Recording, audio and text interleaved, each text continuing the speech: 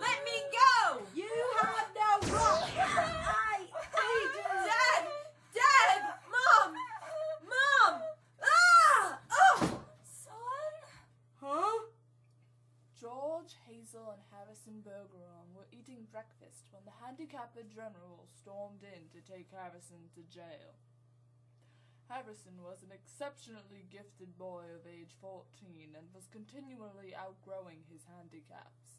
The year was 2081, and everyone was equal. They weren't only equal before God and the law, they were equal in every which way. Nobody was smarter than anybody else. Nobody was better looking than anybody else. Nobody was stronger or quicker than anybody else. The handicapped general made sure of that. Our own George Bergeron had a clever wit, with a mind faster than most. Diana Moon Glampers, the current handicapped general, took care of that. He now wore an earphone in his ear that periodically produced such shocking noises George would lose any train of thought he may have had. George was also stronger than most and wore heavy sacks filled with lead to slow him down. His wife, Hazel, was perfectly average and required no handicaps. She could feel any range of emotions, but only for a moment. On a particularly normal day, George and Hazel were sitting in their living room watching a ballet on television. You're crying, Hazel. That was a pretty dance they just did. Huh? That dance, it was nice. Yup. I wonder how they would look if we could see their faces. What's the matter? Just another noise.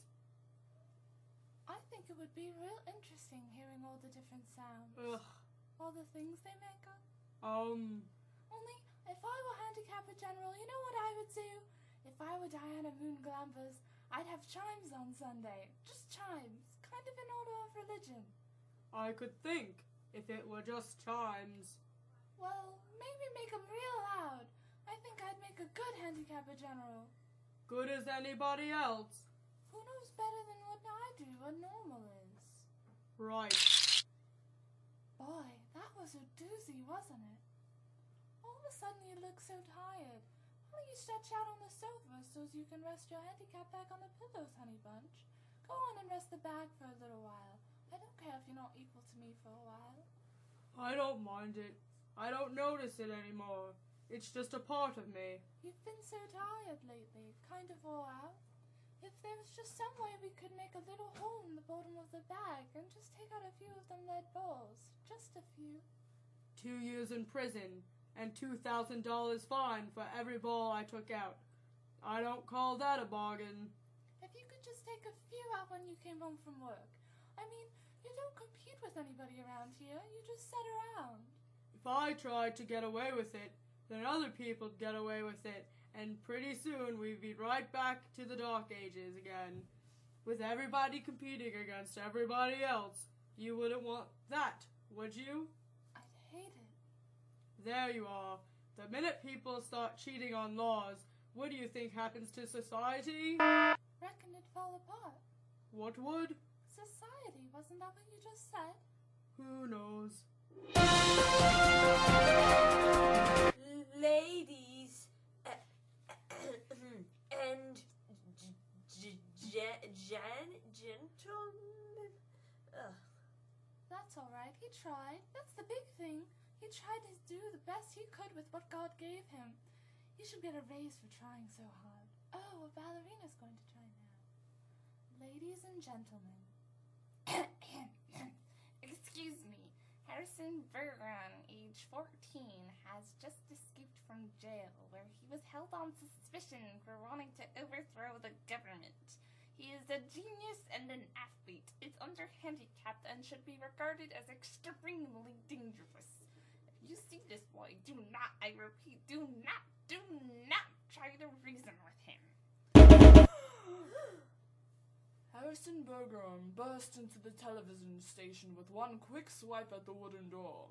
He filled up the Bergeron's television screen with his 7 feet of height and masses of handicaps. That's... Oh, Harrison, yes, dear. I am the Emperor! Do you hear?